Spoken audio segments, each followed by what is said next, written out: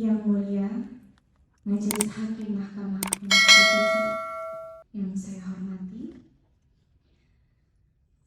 dengan hormat saya Lestiani, dikenal secara profesional sebagai Lesti Kejora, menyampaikan pernyataan ini dalam kapasitas sebagai saksi dari para pemohon guna memberikan gambaran nyata mengenai permasalahan hukum yang dihadapi para pelaku pertunjukan, khususnya penyanyi, dalam pelaksanaan kegiatan pertunjukan musik di lapangan yang kerap kali berujung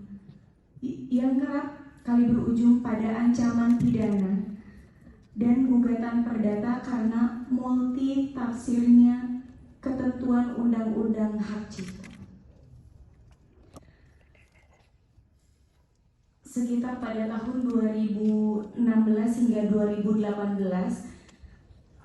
saya pernah membawakan lagu yang berjudul Bagai Ranting Yang Kering yang diciptakan oleh Bapak Yoni Mulyono alias Bapak Yoni Dores. Salah satunya dalam satu acara pernikahan yang diselenggarakan di Subang, Jawa Barat.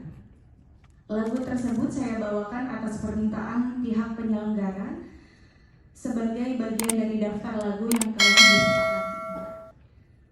Video-video dari pertunjukan tersebut kemudian diunggah oleh pihak lain, penonton atau penyelenggara, ke sosial media atau di kanal digital yang dikenal YouTube, serta terdapat beberapa unggahan yang berisikan materi berupa foto saya yang ditempelkan sebagai thumbnail atau cover dari video lagu-lagu ciptaan dari Bapak Yoni Dores. Saya dan pihak manajemen tidak mengetahui atau menyetujui proses unggahan tersebut maupun elemen visual yang digunakan oleh pihak lain. 8 tahun kemudian, tepatnya pada tanggal 1 Maret 2025, saya menerima surat somasi dari kuasa hukum pencipta lagu Bapak Yoni Dores yang menyatakan bahwa saya dianggap telah mempertunjukkan karya cipta tersebut tanpa izin langsung dari penciptanya. Di dalam surat somasi tersebut, saya bahkan dituding telah melakukan pelanggaran ketentuan pidana dalam Undang-Undang Nomor 28 Tahun 2014 tentang hak cipta. Tidak berhenti sampai di situ, pada tanggal 18 Mei 2025, saya mendapatkan informasi bahwa Bapak Yoni Dores secara resmi telah membuat laporan polisi terhadap diri saya ke Polda Metro Jaya dengan tuduhan melakukan pelanggaran hak cipta atas penggunaan lagu ciptaannya tanpa izin.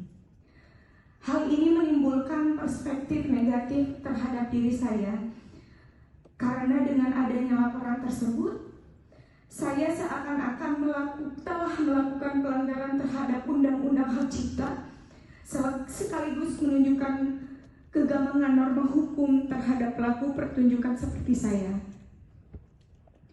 Saya sebagai penyanyi profesional, saya rutin diundang untuk tampil di berbagai acara, pernikahan, konser, pertunjukan panggung, dan kegiatan publik lainnya. Dalam praktiknya, daftar lagu yang saya bawakan selalu disusun atas permintaan dari klien atau pihak penyelenggara acara.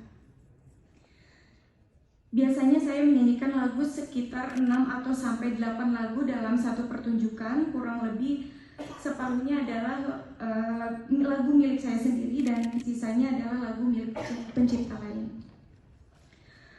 Bahkan tidak jarang perubahan daftar lagu terjadi secara spontan di tempat atau atas permintaan klien. Pentingnya untuk saya tegaskan bahwa saya tidak pernah mengurus langsung perizinan atau pembayaran royalti atas lagu-lagu yang dibawakan, karena Saya sebagai penyanyi profesional, saya hanya menjalankan tugas untuk memberikan jasa tampil atau pertunjukan sesuai kesepakatan dengan pihak yang mengundang saya. Sebagai penyanyi, saya tidak memiliki akses maupun kapasitas untuk mengetahui variabel-variabel komersil yang menjadi dasar perhitungan royalti seperti jumlah penonton, harga tiket, atau skala dan kategori acara sebagai yang dipersyaratkan dalam sistem lisensi yang berlaku menurut peraturan perundang-undangan.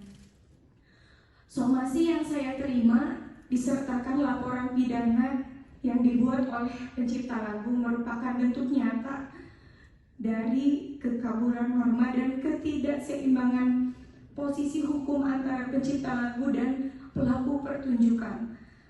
Hal ini memperlihatkan betapa lemahnya perlindungan terhadap hak terkait, khususnya bagi pelaku pertunjukan seperti saya, yang sebenarnya hanya bekerja sebagai profesional berdasarkan kontrak kerja dengan penyelenggara acara.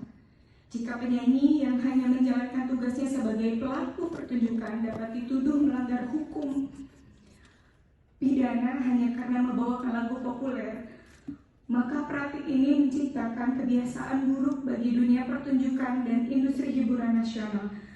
Bahkan dalam kondisi di mana lagu dibawakan secara sah tanpa eksploitasi ekonomi pribadi atas lagu tersebut, ancaman pidana tetap dapat digunakan secara sepihak oleh pencipta. Dan bahkan sampai saat ini, izin yang mulia, saya masih digantung sebagai terlapor dan itu sangat berdampak negatif sekali kepada saya selaku. Ini tambahan ya? Betul Pak, ini tambahan, izin sekali Pak. Saya juga ingin kejelasan. Di media saya mendengar bahwa saya akan dihadirkan sebagai saksi atau dipanggil atas pelanggaran hak cipta, tapi sampai detik ini belum ada kejelasan. Jadi saya mohon sekali bantuannya untuk kasus saya ini terkhusus. Terima kasih. Assalamualaikum warahmatullahi wabarakatuh.